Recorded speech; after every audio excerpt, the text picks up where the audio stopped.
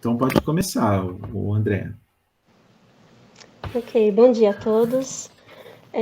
Eu fiquei com o tema de tecnologia na área da saúde.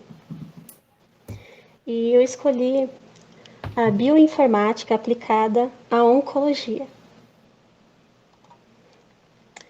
Primeiramente, o que é bioinformática, né? Bom, a bioinformática atua em parceria com a ciência da computação, estatística, matemática e engenharias para analisar, interpretar e processar dados biológicos.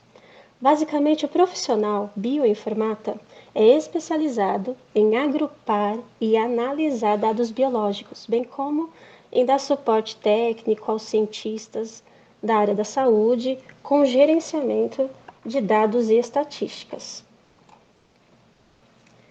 Para que serve a bioinformática? A bioinformática se dedica a tentar fazer sentido das instruções contidas no DNA para o funcionamento do nosso corpo.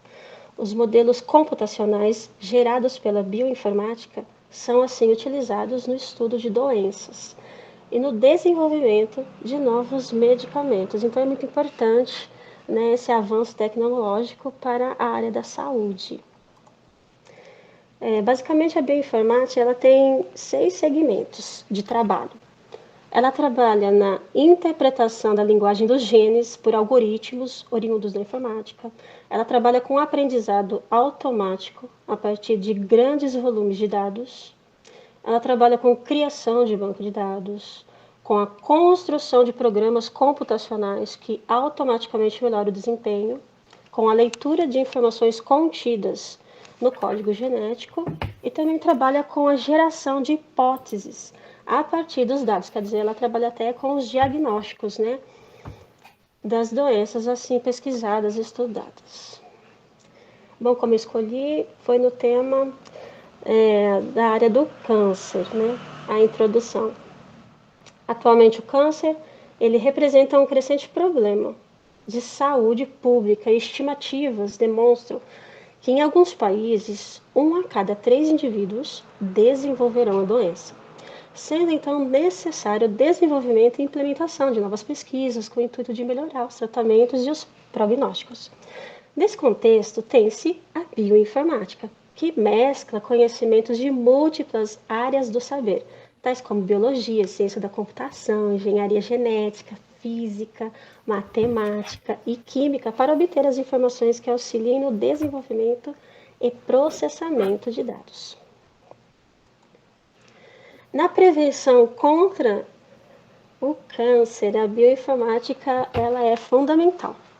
É desenvolvido então softwares que tenham capacidade de distinguir diferentes genes, prever a configuração tridimensional de proteínas, identificar inibidores de enzimas, simular células, agrupar proteínas homólogas, montar árvores filogenéticas, analisar experimentos de avaliação da expressão gênica, entre outras aplicações, tendo como resultado desses mapeamentos genéticos o diagnóstico, que fica cada vez mais rápido e preciso. Então, é fundamental mesmo, né, ter essa tecnologia no meio da saúde, no tratamento e na prevenção, o que é mais importante.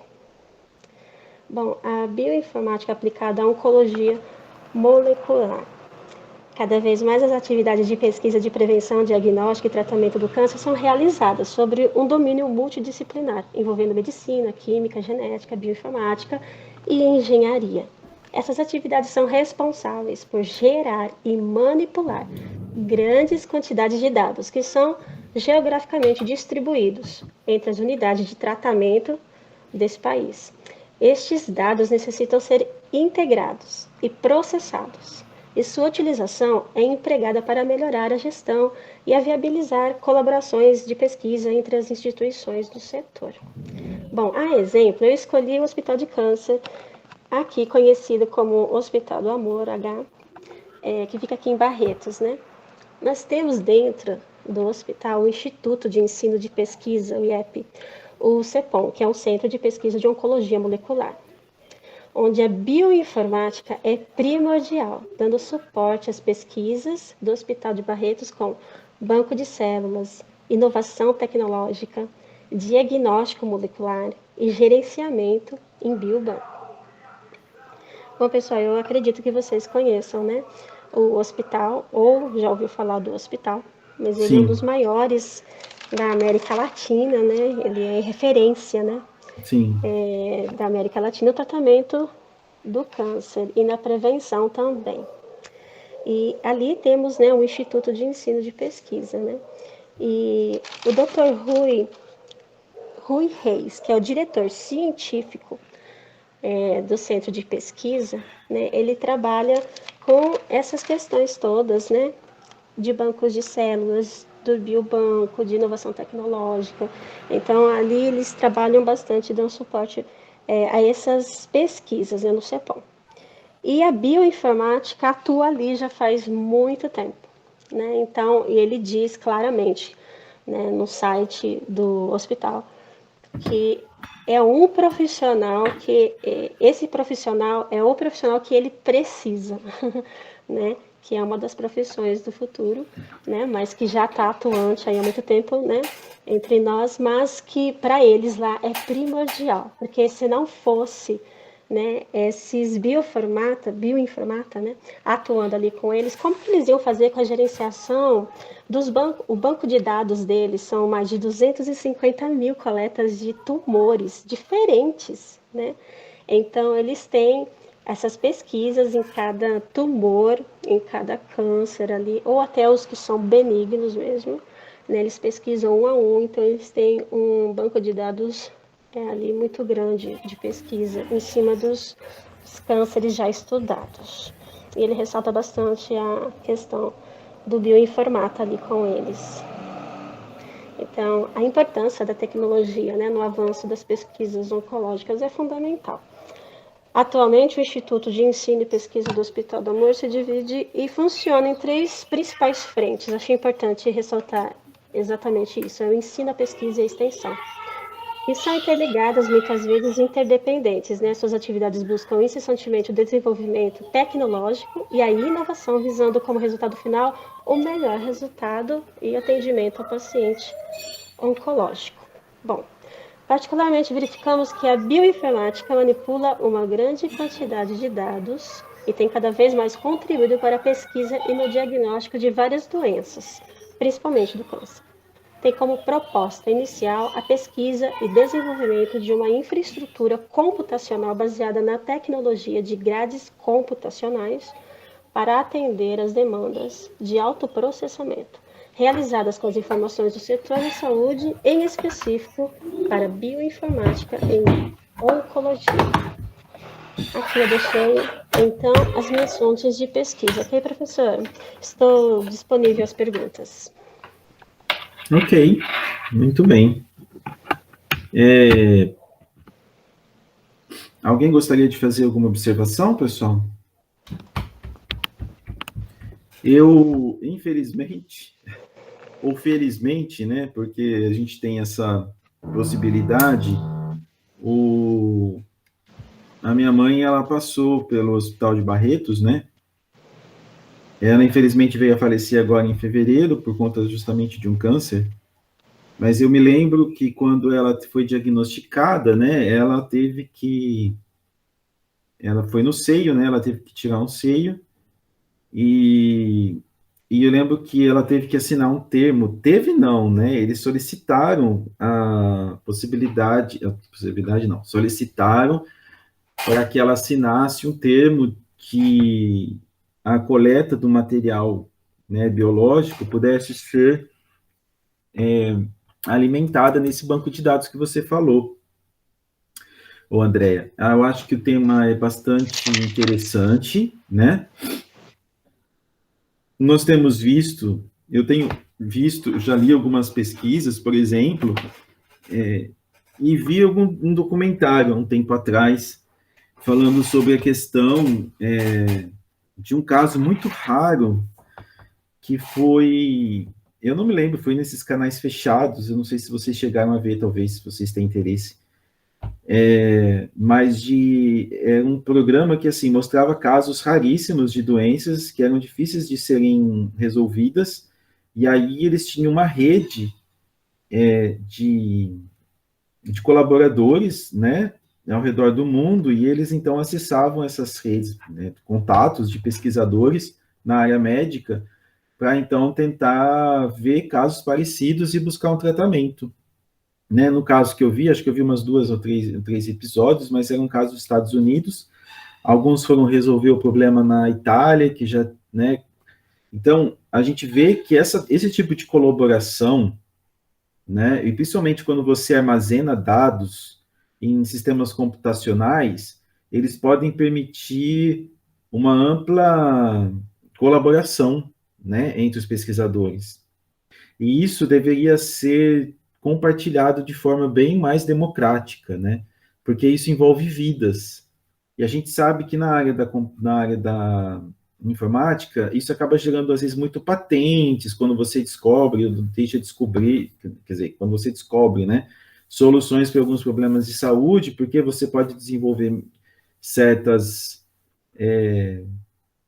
procedimentos para cura, ou para melhora da saúde da pessoa, ou medicamento, etc. Enfim, tem um jogo monetário muito grande envolvido nisso, né? Mas a gente vê que quando existe a colaboração de maneira a realmente estar preocupada com a vida do cidadão e não só em ganhar dinheiro, isso pode ter um benefício muito grande, né? Porque você aí tem um conjunto de dados de um local, né? Você pode entrar em contato com um conjunto de dados de outro local, e esses sistemas, se eles forem interoperantes, eles podem encontrar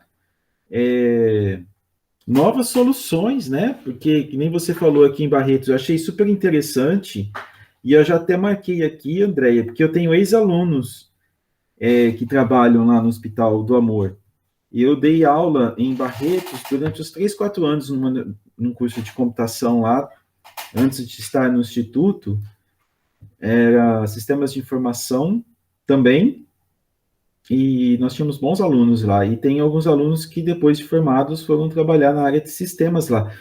E eu não sabia, eu não pensei na realidade, né, que eles utilizavam esses recursos para fazer análise, né? Então, agora me despertou o interesse de conhecer o que é feito lá. Você chegou a ver um pouquinho mais a fundo? Então, eu pesquisei, eu não conheço pessoalmente, né, mas eu tenho Sim. um imenso carinho por esse hospital. Minha filha já teve câncer também, e eu tinha conseguido uma vaga dentro desse hospital, que foi algo inédito, né? Eu estava em João Nossa. Pessoa, morava em João Pessoa e consegui uma vaga aqui. Mas, infelizmente, eu não consegui passagem aérea a tempo, então eu perdi a vaga. Nossa. Mas aí a minha filha foi cuidada aqui em São José do Rio Preto mesmo, e deu tudo certo, graças a Deus. Você Mas veio eles... de João Pessoa, então, para cá? Isso, vim em E você está morando em 2019. Votuporanga? Isso, meus pais moram aqui, né? Então eu vim mais porque eu havia conseguido a vaga em Barretos, né? Então eu vim de Ah, mudança. tá. Ah, Mas você não tem o minha filha hoje sotaque está do super bem, pessoal lá, graças a né? Deus. Ah, eu não sou nordestina. Ah, tá. Você estava morando lá, mas não é de lá. Isso, não, eu estava lá, né? Eu Ah, entendi. trabalhava na área de hotelaria, sempre trabalhei na área de hotelaria. Ah, que Então, lá eu era bacana. responsável por 2 hotéis, inclusive. Então, eu deixei um estilo de vida diferente ali para estar para cá, né? Nossa. Mas foi para tratamento da minha filha mesmo, Sua porque filha está lá, bem? graças a Deus, hoje está bem. Lá não tem este suporte na área oncológica que seja Uhum. assim, que seja comparada aqui, né, no estado de São Paulo. Não tem. Sim. Então ali ou você paga tudo, né, ou você Uhum. custeia tudo, ou você vem para lugares mais próximos como aqui, né?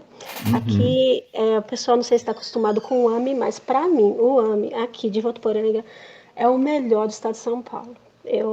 Nossa, aqui eu sempre consegui tudo muito rápido, né? E lá no Uhum. Nordeste não é assim. Então, vale a pena, seja que for a estrutura que você tiver no Nordeste, quando é tratamento de câncer, vale a pena você se mudar, sim, né?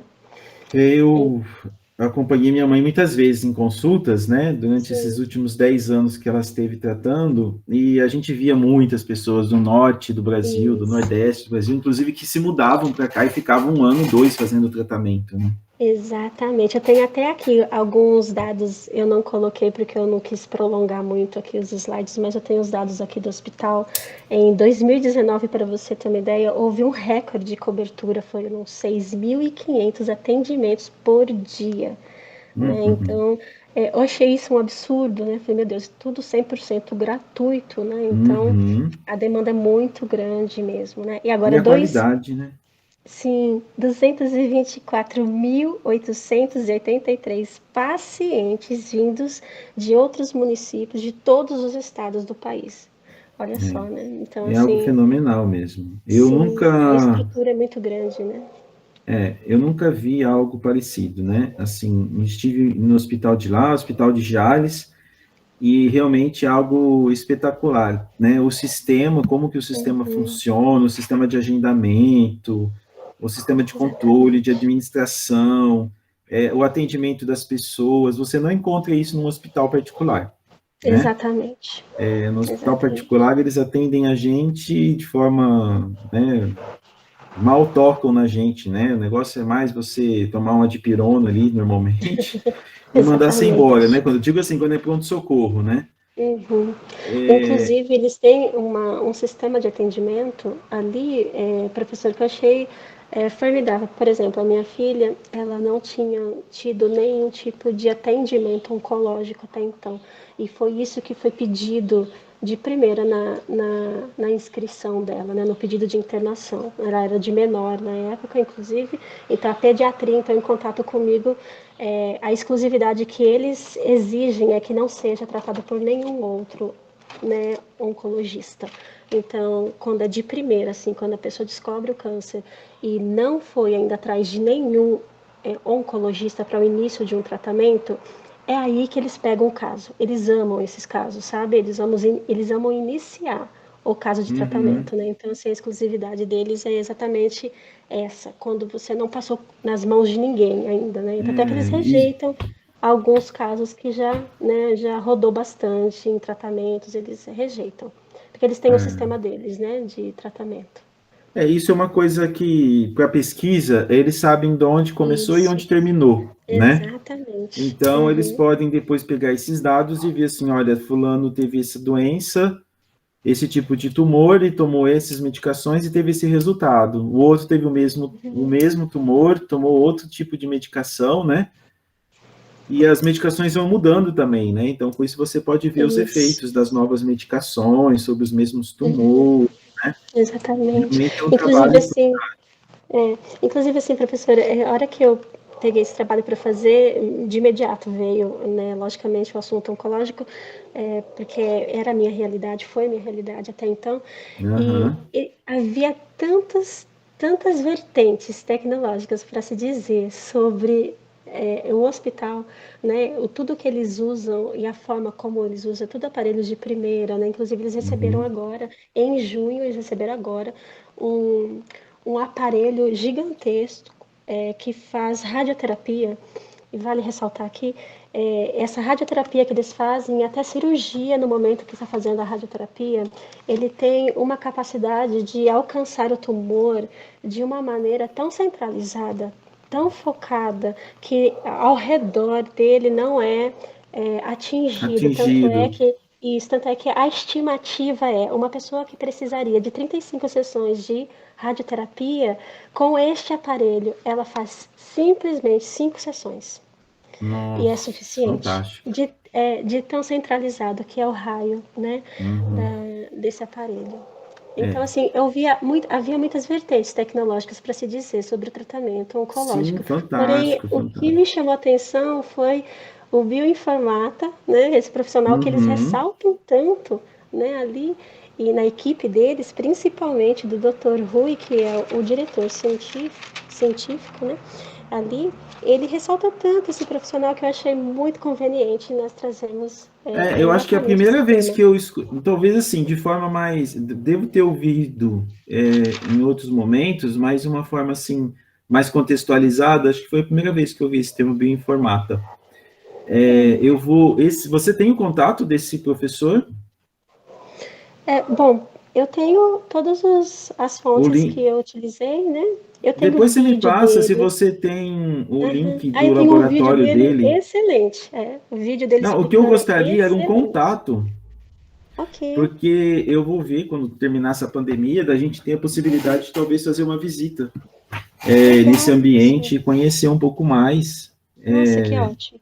sobre o que é feito, como é Pode desenvolvido e as deixar. Arruma possibilidades contato. de carreira também nessa área, né? Exatamente, me despertou muito interesse.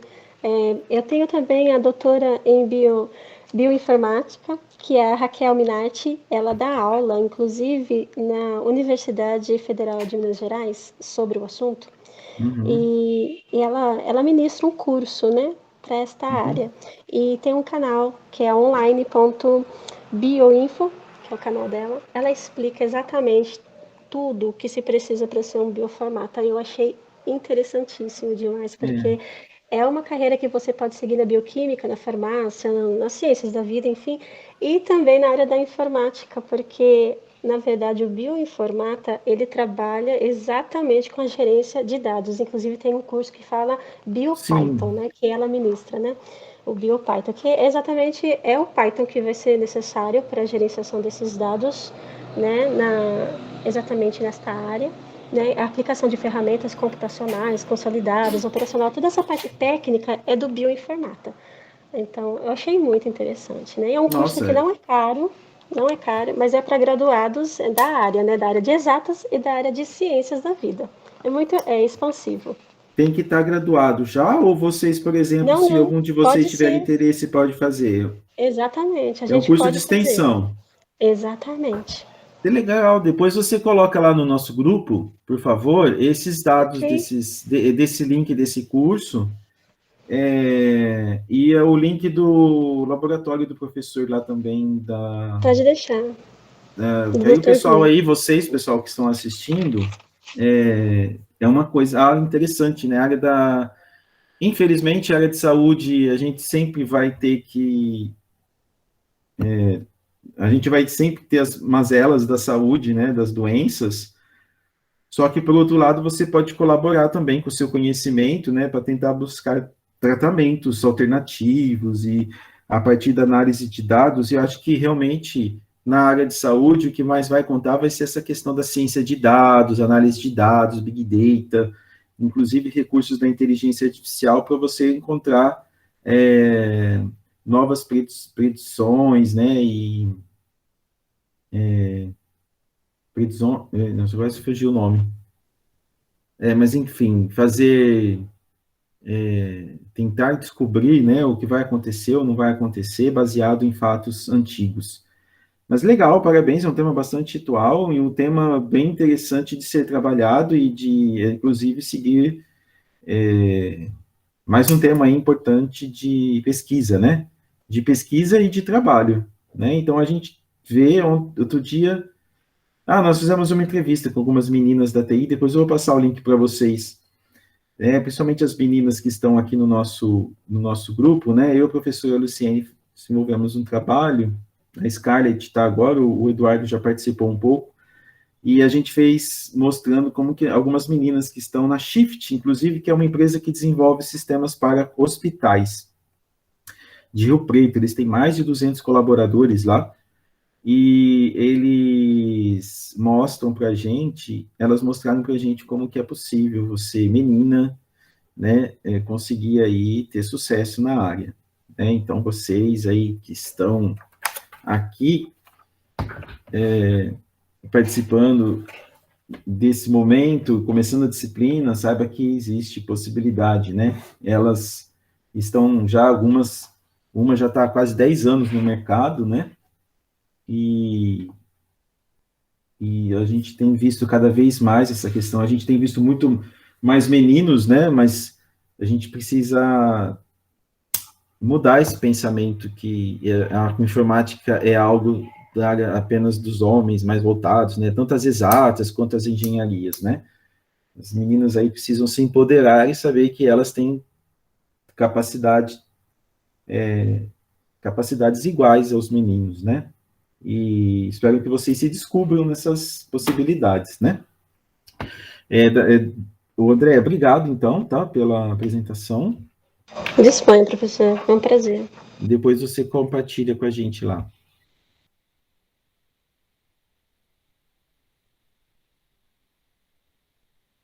Ok.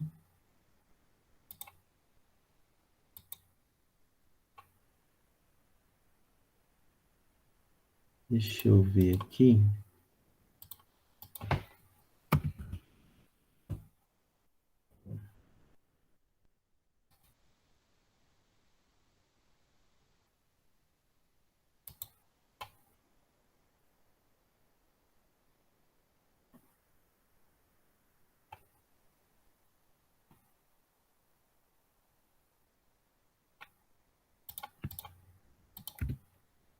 A gente avançar um pouco mais aqui na nossa disciplina. Depois eu coloquei a aula da semana passada no portal, tá? E não sei se vocês viram, coloquei também uns slides e depois alguns materiais eu vou deixar lá para vocês também, se a gente não conseguir ver tudo em aula, mas vocês vão ter o material lá para poderem estudar. Eu não estou prevendo, né, como a gente teve bastante atividades participativas aqui com vocês já fizeram alguns esquemas, talvez a gente vai ter, eu estou pensando em talvez terminar a disciplina, então não vou ter prova, mas talvez algum trabalho final, tá?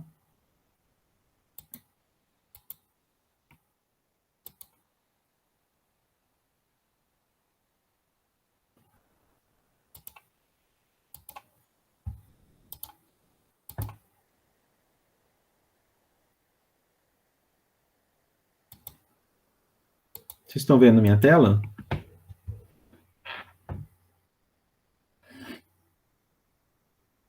Vocês estão vendo minha tela, pessoal? Não estou ouvindo vocês. Sim. Ah, então tá.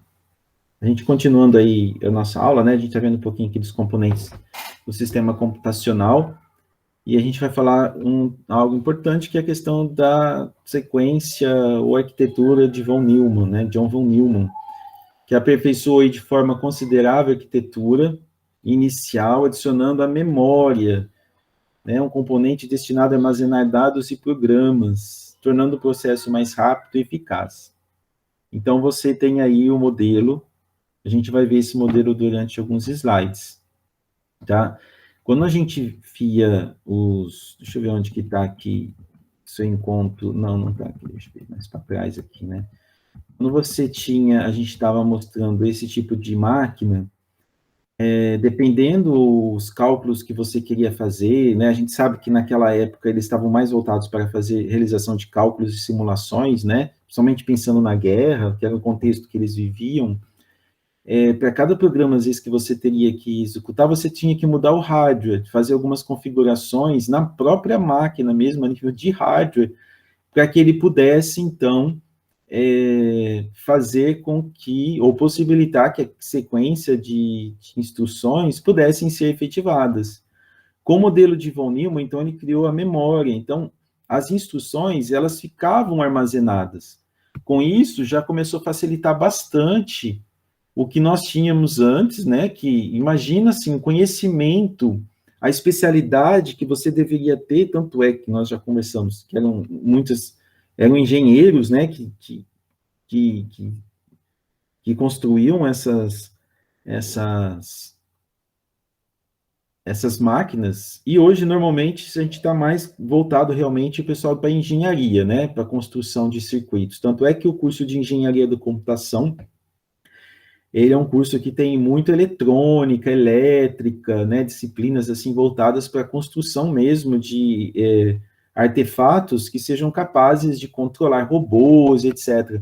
Né, muito mais que a ciência da computação, os sistemas de informação que estão mais voltados para o desenvolvimento de software, né, de estruturas de software. E então era algo muito específico, né, muito difícil de ser trabalhado. Né? Então, imagina você fazer um teste. Eu fiz o algoritmo aqui, vou fazer o teste, e aí quando você muda toda uma estrutura de uma máquina desse porte que a gente vê que pesava uma tonelada, cheio de componentes, e depois você descobriu que não deu certo. né, por uma instrução que você planejou de maneira errada. A gente estava vendo, então, nas últimas aulas, só voltando, a gente viu a evolução dos transistores, né? A gente tinha lá as válvulas, depois vieram os transistores e depois os sistemas, os circuitos integrados, né? Que eles miniaturizaram, né? As conexões. Então, se a gente vê, eu quero ver se a semana que vem a gente traz. Eu ia separar essa semana e acabou não dando certo. A gente tem um vídeo bem antigo que você encontra no YouTube que mostra essa confecção dos núcleos dos processadores, né? Então você tem assim várias camadas que são tratadas com elementos químicos e que fazem com que esses circuitos eles sejam construídos, mas de maneira microscópica, né? E como se fossem fios interligados um com o outro para que crie essa estrutura do circuito integrado. Então, é uma tecnologia extremamente avançada, sofisticada. Nós já vimos que as marcas mais comuns que nós temos para processadores comuns, né, de múltiplas tarefas, é a Intel e a AMD. A Intel com bem mais saída por enquanto, né? A AMD já esteve bem mais. Teve uma época que, aqui pelo menos no Brasil, eu falo, né? Na época que a gente comprava computador, a AMD era um pouco mais barata e tinha um ótimo processamento. Agora eles estão com processadores também bem robustos novamente no mercado, né? Mas essa é uma guerra entre essas duas grandes. E a gente tem algumas outras empresas menores, né, para circuitos específicos, como que tinha, infelizmente, aqui no Brasil, lá no Rio Grande do Sul, uma que foi fechada, acho que a gente comentou aqui na nossa aula, né, por motivos de falta de verba e mau gerenciamento, né, só que é uma tecnologia fantástica você ter a possibilidade de criar circuitos integrados, né, você não vou desenvolver um para computadores de modo geral, mas eu posso desenvolver circuitos integrados para vários outros tipos de estruturas que necessitam. A gente já falou que a geladeira precisa, o micro-ondas precisa, né, e vários outros elementos. E aqui a gente tem as integrações dos circuitos que hoje estão bem maiores que essa que a gente tem nesse livro, que, se não me engano, aqui é de 2018. Mas, não, aqui é 1991, né? Poxa, 91 é muito tempo atrás, né? E a gente precisa ver se a gente consegue isso. Se vocês conseguirem, depois tragam para a próxima aula. Como que estão o número de elementos hoje. Apesar que nós temos vários núcleos, né, que trabalham. Então, a gente tem a unidade de controle. Deixa eu pegar aqui. Nesse modelo, né?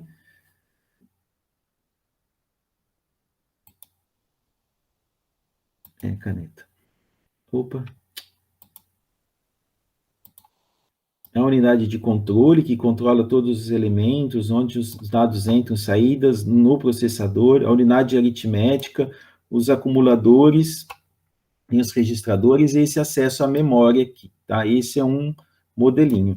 Então, isso fez com que mudasse bastante as possibilidades da computação. E esse modelo, ele permanece até hoje, né? Os computadores digitais convencionais baseiam-se no modelo idealizado por von Neumann. O von Neumann, ele participou de um projeto, né? Ele ganhou a fama, mas ele tinha outros pesquisadores que faziam parte deste projeto, tá? Então, os 5 componentes principais eram a unidade de memória, unidade de controle, unidade de entrada, a unidade de saída e a unidade lógica aritmética. Isso, até hoje, é mantido basicamente no sistema computacional, ok? Então, a unidade de entrada provê instruções e dados ao sistema, a unidade de memória armazena os dados que que serão necessários para que o sistema manipule esses elementos, né? E também as instruções. A unidade lógica aritmética processa os dados, faz os cálculos, faz as avaliações lógicas. A unidade de controle controla a execução das instruções e o processamento dos dados. E a unidade de saída apresenta, né, como já é bem intuitivo, né, apresenta os resultados processados. Von Neumann, né, ele não viveu muito, foi um matemático húngaro, né, origem judaica, e naturalizado estadunidense, né? Nos Estados Unidos, ele conseguiu importar vários cérebros, né? E isso fez com que eles crescessem muito em tecnologia durante o tempo da guerra, e eles continuam ainda buscando esses cérebros, né? Infelizmente, a gente viu que a nossa pesquisa nos últimos anos tem sido bastante atacada aqui no Brasil, né? Tem perdido recursos, e muitas pessoas têm buscado a oportunidade de continuar os estudos e pesquisas em laboratórios fora do país, né? Então, esse conhecimento que poderia estar aqui no Brasil acaba indo para fora, né? E a gente, é um pensamento muito obtuso esse, de achar que a ciência pode vir a prejudicar de alguma forma, né? É claro que às vezes tem algumas coisas que, enfim, devem ser, como é que eu vou dizer? Algumas coisas que entram em contradições com algumas pessoas, algumas crenças, etc. Mas a ciência, de modo geral, ela busca a melhoria da qualidade de vida e de produtos e etc. Né? Então, não é bom que a gente perca isso. Né? Um país que não tenha investimento em cultura, em educação, em tecnologia, principalmente na época que nós vivemos, é um país que fica meio sem perspectiva, né? Principalmente na era de conhecimento que a gente está previsto para entrar, né? Ele foi um professor da Universidade de Princeton e é um dos consultores do ENIAC. Né? Então, aqui a gente tem, olha, os cartões perfurados, um exemplo, né? Dos cartões perfurados, aqui uma programadora, vamos dizer assim, na realidade ela tinha a leitura e perfurava os cartões de acordo com aquilo que era necessário, né? Então, o hardware, depois, a partir dessa arquitetura do Von Neumann, o hardware não precisava mais ser modificado e não precisava ser lido em cartões perfurados. Então, com essa mudança, né, eles ficavam armazenados. Esse modelo, então aqui a gente tem um exemplo, né, desse modelo. Nós temos um sistema computacional. Aqui a gente tem um computador bem antigo, né? Se não me engano, eu acho que é da IBM esse computador aqui, não dá para ver muito bem. Que tem essa arquitetura do von Neumann, e ele se apresentou e ele está hoje ainda em outros sistemas computacionais, como o celular, por exemplo. Ele se mantém. É claro que os sistemas computacionais, eles evoluíram e adquiriram novos algoritmos, novas possibilidades, novos elementos, mas aquele modelo ele se mantém ainda, né? Você tem os componentes de entrada, tem o componente de saída, tem as memórias que possibilitam, então, uma melhor gestão desses dados. Assim, a gente tem uma analogia com os carros, né? A gente tem um carro antigo aqui, né? E um carro bem mais moderno, né? Mas os princípios básicos, eles se mantêm, né, no funcionamento. Eu não vou dizer aí, não vou saber dizer quais são esses princípios básicos de forma específica, né, mas, assim, ele se manteve durante todos esses anos com vários aperfeiçoamentos, né, mas se manteve a estrutura que permitiu a gente se locomovesse por meio dos automóveis, né? Então, aqui a gente tinha bem menos tecnologias, essas tecnologias melhoraram o motor, potência, a economia de energia, né? Mais avanços que melhoraram a qualidade de velocidade, etc., aerodinâmica, vários estudos que foram feitos, né, para que melhorasse a velocidade. Aqui também, nós tínhamos sistemas computacionais que eles eram bem mais lentos, por exemplo. Hoje a gente tem no celular, por exemplo, que é um exemplo, né? Hoje, se a gente for pegar, a maioria dos usuários comuns acessam seus produtos digitais por meio do celular, né? Agora, com a pandemia, as pessoas começaram a ter necessidade de usar novamente os computadores, né? Por conta de aulas, pessoas que fazem universidade,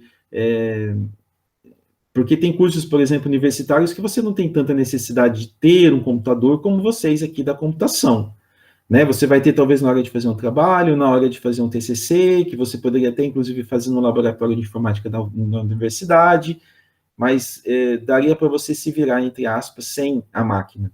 Mas o celular, hoje, ninguém fica mais. Então, é um exemplo muito comum. Agora, com a pandemia, inclusive, a venda de notebooks e desktops voltou a crescer, né, novamente.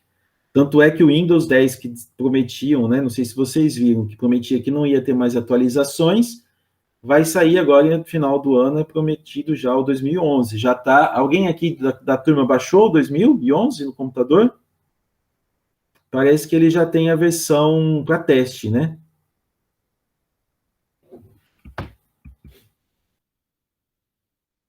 Alguém está pedindo para entrar aqui. Alguém chegou a baixar aqui dessa turma, pessoal? Ninguém? Teve curiosidade? Eu não arrisco, né? Porque a gente tem eu tenho aqui os softwares de aula, de programação e etc. O meu medo é ter incompatibilidades e aí atrapalhar o ciclo das aulas, né? Mas você pode fazer é criar uma máquina virtual e tentar instalar para ver como que vai ser a usabilidade. E ver como que as pessoas vão lidar com isso, né? Os dados e as instruções, os programas, né, são armazenados, vou pegar aqui novamente, em uma única memória de leitura escrita. A execução, instruções ocorre de modo sequencial, né, exceto quando o programa altera a sequência através de uma instrução. Um if else, por exemplo, né, ele pode estar mudando aí a sequência da instrução de acordo com os resultados, às vezes, calculados dentro do próprio programa. A CPU é o que a gente conhece aqui como processador, ou cérebro no computador, né? Você ouve muitas vezes falar CPU para aquela caixa que você tem aí, né, principalmente para quem tem o desktop, aquela caixa onde você é o seu computador propriamente dito, tem muitas pessoas que chamam aquela caixa de CPU, né? Era muito comum a gente ouvir isso. Mas o CPU, na realidade, ele é o processador, né? Que é uma pecinha aí, chave, cérebro do seu computador. Então, ele controla praticamente todas as atividades do seu computador. Sem ele, o seu computador não funciona. Então, realiza transferência de dados, a gente vai ver um pouquinho de mais detalhes sobre ele, entre agora as próximas últimas aulas, entre a memória e dispositivos de entrada e saída, realiza as operações lógico-aritméticas, responde a sinais enviados por dispositivos de entrada e saída, como impressoras, né? E aqui a gente tem um exemplo, né? Olha, o processador é composto basicamente pela unidade lógica aritmética, que faz basicamente todos os cálculos necessários para que os seus sistemas rodem, né? Executem, pelos registradores, que é uma memória associada ao processador.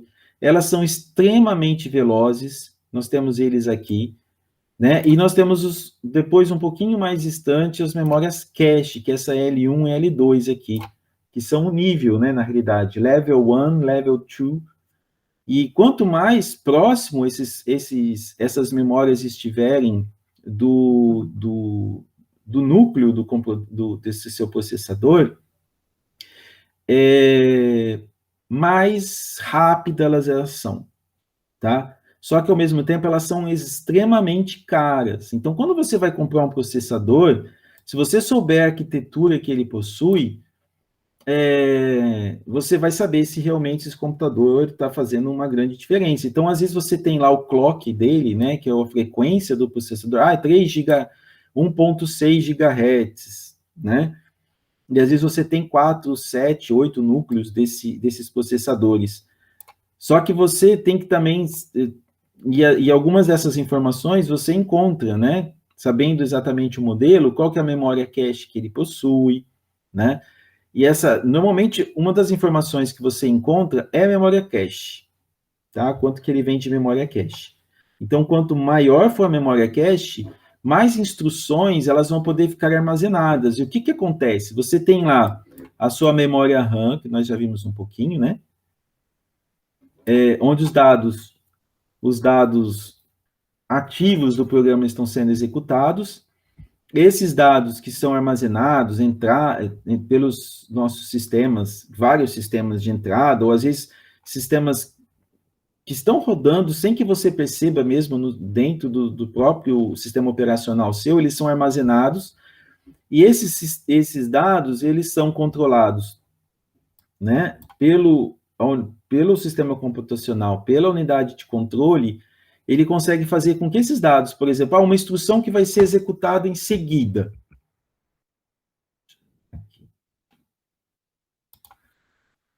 Você tenha lá um determinado número de sequências que vão ser, ou de dados que vão ser necessários, instruções e dados que vão ser necessários. Eles podem ficar armazenados nessas memórias mais próximas do processador, fazendo que você diminui esse acesso lá na memória, né? Aqui dentro, quando você fala em acesso, primeiro, eles estão muito próximos, né? Então, as conexões, elas estão ali a uma distância microscópica, né? De muitas vezes, né? De distância física, né? Então, essa distância física já faz uma diferença grande. Quando você acessa a sua memória RAM, você já tem os barramentos presentes na placa-mãe, e esses barramentos, eles já têm uma velocidade menor. Então, é como se você estivesse numa pista de alta velocidade e aí passasse por uma pista que tem uma velocidade um pouco menor, com velocidade controlada. Então, aqui você diminui esse acesso. Então, na medida do possível, eles carregam esses dados nessas memórias mais próximas, para que quando forem necessárias de serem utilizadas, elas já estejam armazenadas ali. Com isso, você consegue fazer um controle muito sofisticado, e isso já está... o próprio sistema operacional consegue fazer uso dessa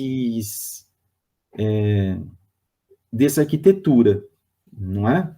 Então, a gente tem alguns processadores que têm arquiteturas bem específicas. Esses nossos que nós utilizamos nos nossos computadores são de arquitetura geral. Você pode criar edição de imagem, pode programar, pode fazer diversas coisas. Mas nós temos alguns processadores que são para, de repente, tarefas bem específicas, né? Quando você vai para a área da ciência, por exemplo, às vezes fazer cálculos específicos. Então, eles têm uma arquitetura própria para esse tipo de determinada simulação, por exemplo. Então, eles conseguem ser muito mais velozes até, né? Eles não conseguem fazer tudo, não teria a mesma performance para fazer outras atividades, talvez seriam bem menos eficazes, mas conseguem fazer algumas coisas bem mais específicas. Por isso que nós temos alguns processadores que às vezes vão embarcados em alguns sistemas, como a gente já conversou, que eles têm ali a estrutura e a arquitetura para fazer um determinado conjunto de operações que serão necessárias, que às vezes são bem menores do que você ter um computador como um que nós temos com Linux, com Windows e etc, né? Aqui a gente tem um exemplo de um processador, né? E os registradores especiais que nós temos, alguns, tem um registrador contador de programa, que registra, o registrador que armazena o endereço de memória da próxima instrução de programa. Então, como eu falei para ele consegue manter uma certa estrutura, já apontando, olha, eu vou fazer 2 mais 2. Então, eu tenho que armazenar o 2, depois eu tenho que ver qual que é a próxima instrução, é o mais, e o próximo dado, que é o 2. Então, ele vai colocando esses dados nessas memórias mais rápidas, para que possa fazer de modo muito mais ágil, né? E a gente tem aqui um exemplo de um processador que a gente vai ver ele depois um pouquinho mais aberto. Então, aqui ele está encapsulado, né? Aqui a gente não vê, mas ele tem um conjunto de pinos que eles devem ser inseridos na sua placa-mãe. Então, essa pinagem, ela tem que ser de acordo com a sua placa-mãe também. Então, se você vai comprar um Core i7, e uma coisa que você tem que ficar atento, às vezes você vê assim, olha, professor, eu vi um Core i7, tem 2 computadores lá vendo. Tem um Core i7 que está por 3.000 e tem um Core i7 que está por 6.500. É o mesmo conjunto, é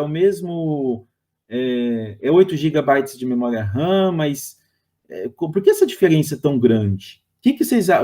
o que poderia ser aqui a diferença, pessoal?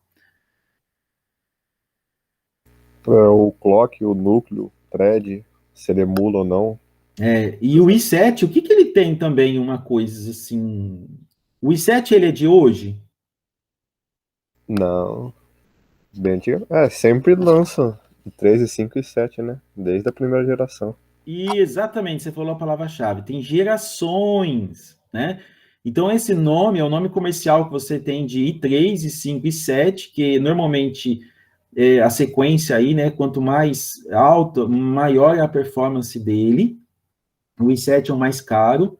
Eu tenho alguns eu já vi i9 também. Eu nunca vi computadores assim para comprar i9, né? São raros que você encontra, normalmente para tarefas para computadores que você vai precisar de tarefas bem mais robustas. Mas no mercado que você encontra é i3, i5 e i7. Eu não recomendo vocês da computação comprar i3.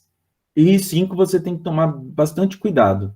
Mas o que você tem que ver, às vezes, é a geração. Eu estava comprando, por exemplo, quando eu fui comprar o meu, eu tinha visto este meu que eu ia comprar e a moça me ofereceu uma promoção. Eu pensei que fosse a promoção do meu, e eu já tinha eu tinha fechado a compra.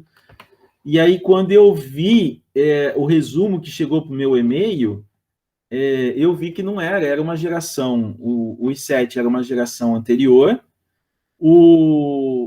a memória RAM estava vindo 8 GB e ela não era expansível, então eu não ia poder colocar mais, se eu quisesse um dia, e para 16 gigas, né, de memória RAM. Então, tudo isso faz uma diferença incrível, né? Então, do sistema computacional não é simplesmente você pegar um processador, né? Tem a questão da memória também, se ela é uma memória mais rápida ou não. E essa geração. Então, quanto mais atual é a geração, normalmente você vai ter aí uma arquitetura mais rápida.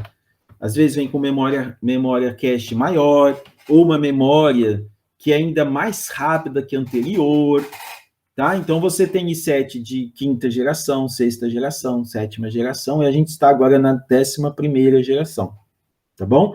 Então, é uma coisa para você ficar atento, tá? Até quando você for prestar consultoria. Então, você tem um i7, eu vou comprar um i7, tem que ver que geração que é. Procure ver a última geração, né? E aí você vê se compensa. Olha, não é a última, mas é a penúltima. Não, olha, eu vi que ele tem um bom rendimento, tá? Então, talvez até, se for uma lógica física, tentar experimentar, né? Registrador temporário, a gente está acabando, tá? Mais um pouquinho aqui, pessoal. Registrador temporário de dados, armazena um dado lido na memória ou um dado a ser gravado na memória, certo? Faz essa intermediação. Esse aqui já foi. Olha o que eu estou fazendo aqui. Deixa eu ver. Esse que eu estou voltando? Eu estou apertando para ir para. Deixa eu sair daqui. Não sei o que aconteceu. Estou pedindo para avançar, ele está voltando. Então, a memória, né? A memória é dividida em células, bytes. Cada célula tem um endereço para armazenamento de dados. Então, a gente tem um exemplo aqui de uma memória RAM, tá? Alguém aqui já limpou memória RAM? Quem aqui tem desktop e já limpou os conectores aqui da memória RAM? Já. Como é que você limpa? Borracha ou limpa contato? Isso. Eu às vezes limpava também com papel, né? Um papel branco, limpo. Você pega e raspa aqui também, né? Às vezes você vai ligar, principalmente nos desktops, né? Quando você tem lá, às vezes, apita 2 vezes lá o seu sistema, normalmente você está ou com essas conexões sujas, né? E elas atrapalham o contato com a sua placa-mãe, ou você pode ter também um mau contato. Então, você tem que tirar, colocar novamente, mas a hora que você tira, já é bom você dar uma limpada, né? Você pode limpar com borracha, tem produtos específicos, e você pode pegar um papel também e passar aqui, né?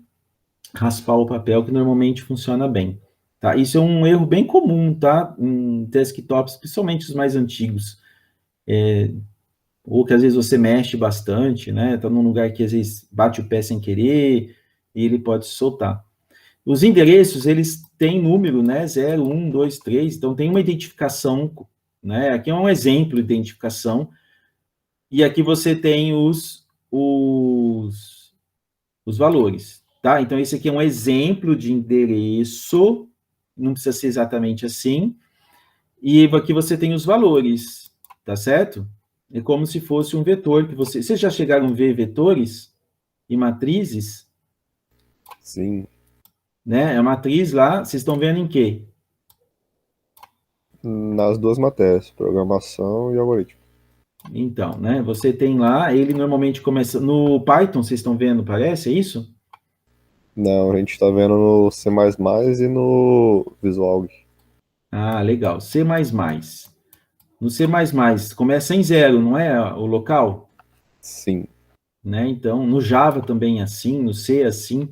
Então, você tem o endereço, 1, 2, e aqui você tem, então, a quantidade, tá? Então, é diferente o valor que você tem, né? E aqui o endereço que você tem, para você identificar. Imagina que se fosse um prédio, né? Você tem lá os andares, e aí você tem quem é que mora em cada um desses prédios, tá bom? A memória é comandada pela CPU, que controla em qual endereço deseja-se executar uma operação de leitura e escrita. Essas memórias que a gente está comentando aqui, pessoal, do que eu estou me referindo aqui é a memória RAM, tá? Que é uma memória volátil. Ela é extremamente importante para que o seu sistema funcione, né? Quando você liga o seu sistema, todos os sistemas computacionais, eles são executados nessa memória, são armazenados nessa memória, e o sistema vai buscar, então, as informações ali. Tudo isso acontece de forma extremamente rápida, controlada pelo processador. As operações de leitura não modificam os valores armazenados no endereço lido. As operações de escrita sobrescrevem os valores armazenados. É algo bem óbvio, né? Mas só para a gente se lembrar. Então, imagina que você tem aqui a memória RAM e durante um certo processo tem o valor, aqui o verde, olha, é leitura e o vermelho é escrita, né? Então, quando você lê, eu vou ler uma informação que eu preciso, o programa precisa buscar uma informação, ele vai buscar, então ele não altera aquela informação, né? Precisou do número aqui, do valor que está na memória 1, do endereço 1, ele vai buscar e vai utilizar aquele valor. O valor continua o mesmo lá na memória, no endereço 1. Quando você tem a escrita, então ela vai sobrescrever, ela vai buscar o endereço, vai verificar aquele 54 e por algum motivo ela tem que fazer uma atualização, né? Então aquele endereço que era 54, ele passa no mesmo endereço, ele passa a valer 57, tá certo? Então essa é a diferença da escrita e da memória e da leitura. A leitura ele vai buscar a informação para ser utilizada, e a escrita é quando há alteração, então ele é sobrescrito. Tá? Ele altera o valor que estava. Por exemplo, 19 passa para 27, 22 passa para 66. Tá certo?